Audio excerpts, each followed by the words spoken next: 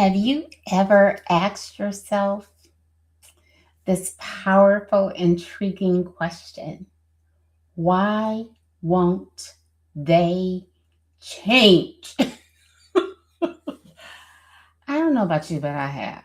I have asked myself that for so many reasons.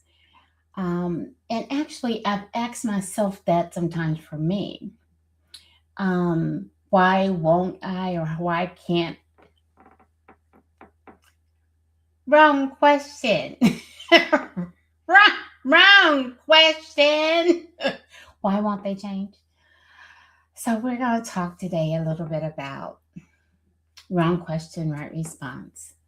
See, the question actually is very honest. However, it literally holds you in, I want to say prison, but holds you in a place, in a time that causes our brain to have shame, causes our brain to be frustrated, our emotions to rise up, to feel overwhelmed, to feel emotional exhaustion. And it literally, if you can continue to put weight on your back, continues to weigh you down. See, the issue is we're here with identity first, where we actually learn to interrupt emotional patterns that realign our thinking and our responses with intentional, strategic impulses versus a place that we're literally responding from an emotional perspective alone. See, so today we're going to talk about the question is why won't they change? The right response is actually what if change is the choice, not let me do this. What if the change is their choice and not your assignment? I'm gonna say that again because it's really, and you say, Johnny, it is their choice. But the question is, why won't they change? As if we have the choice for them to change. Like if we do more, they'll change. If I love him more, he'll change. If I give them more money, if I act different, if I, which means that we are taking on the power and the responsibility, and our boundaries have gaps in it because it's putting that responsibility on us. So, what if instead of why won't they change, that we looked at it that change is being their choice, not your assignment. And so, one of the hardest lessons in life is to realize, let's be honest, let's be real honest, one of the hardest things in life. I look at my daughter, and there was a time she was at Virginia Tech, and some stuff was happening. And I thought if I got in the car and went there, that I could, what? By the time I got there, she'd be asleep, right? She was making some decisions. However, one of the hardest lessons I have had to learn, and I walk this out on a daily basis because we want the best for other people, is in life is to realize that you cannot do someone else's work. Because if I could get somebody else to do my work right now, I'm telling you, there would be the gym. However, in order to get the results, they need to do the work. And that's not easy, but it's the truth. So we can't, we can literally, of course, and it's wonderful. I can pray for them. You can pray for them. You can love them. You can encourage them. You can support them financially, emotionally, all that good stuff. But you cannot choose for them. Did you hear me? You cannot choose for them. You, yeah, you cannot choose for them.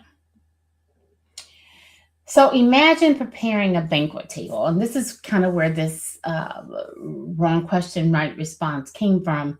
Um, is I was on a podcast, doing taping for a podcast on Sunday. And the guy said, if there's one thing you could tell people or help people with all, because I've done, he's on his 500th podcast, and I didn't realize it, but he had went back to show some other things that I had done, and I thought, wow, she had black hair then, right? Not gray, she had black hair then, right?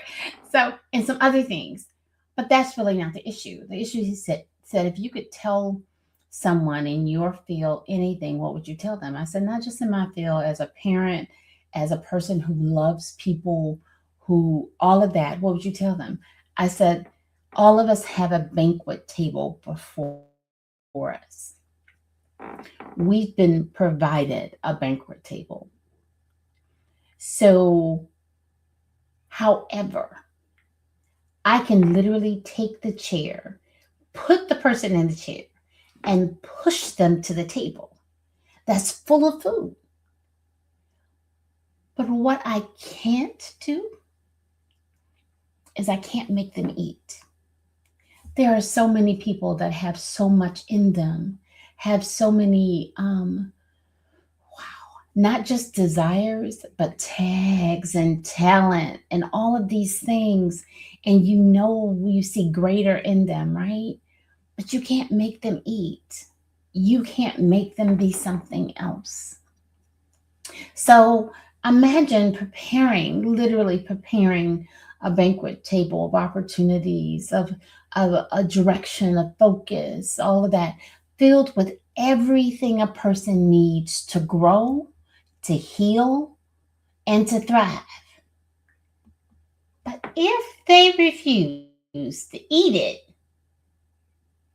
it's not your fault that they remain hungry. It's not your fault that they're sitting at this table, sitting at opportunities, even in the middle of a lot of chaos that's going on. There are still opportunities out there.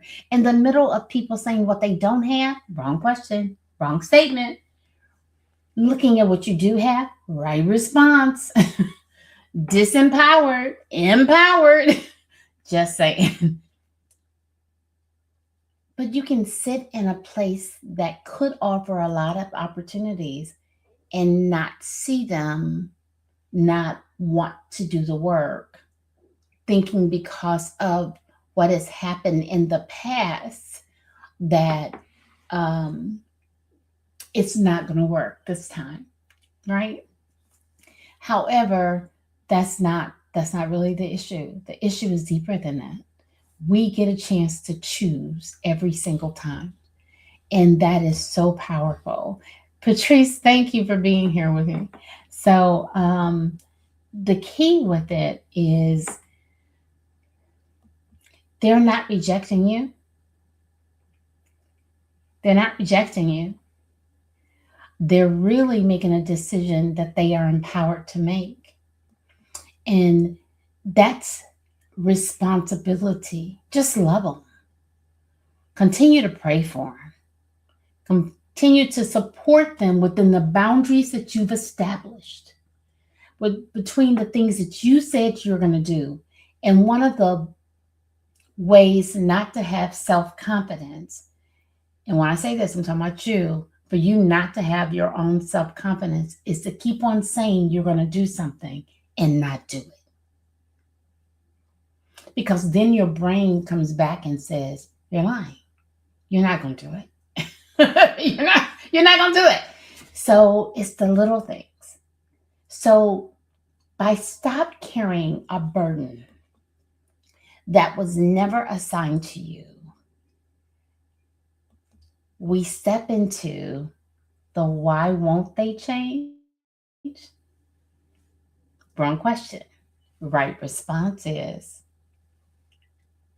moving forward, giving them opportunity and realizing it's their decision, that they're empowered. All of those things, right? So, keeping the right response is how can I love them without trying to become their savior? Okay, I'm gonna talk about me. I have had a amazing mm, ability to want to save and help and shift and change people. Want me to tell you how well that worked? It didn't. So the question is not why won't they change? That's the wrong question. The right response is how can I love them?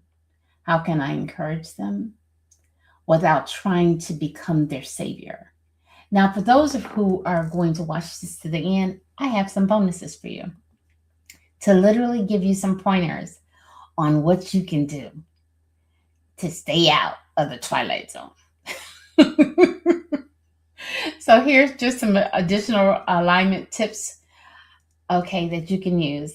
How can I love them without trying to become their savior part? Live a life yourself. Let your focus be on living a life that shows them the way by putting the focus and putting your what they call mask on first. Put your oxygen mask on first. Because one of the things people normally do is they say, "Oh, let me show you how to live this, or how to do this, or how to da da da." But if you're standing before me and you haven't done it, be the example. I mean, I've been around people that said tells their pop their used to pop their kids or scold them for cursing or doing something or being gossipy or whatever, but they turned around and do it all the time. Be the example. So that means self control. Hello, self control. Then give them opportunities for growth. And when I say that, I'm not just saying um, make them grow because that's what we think sometimes, and that is not the truth.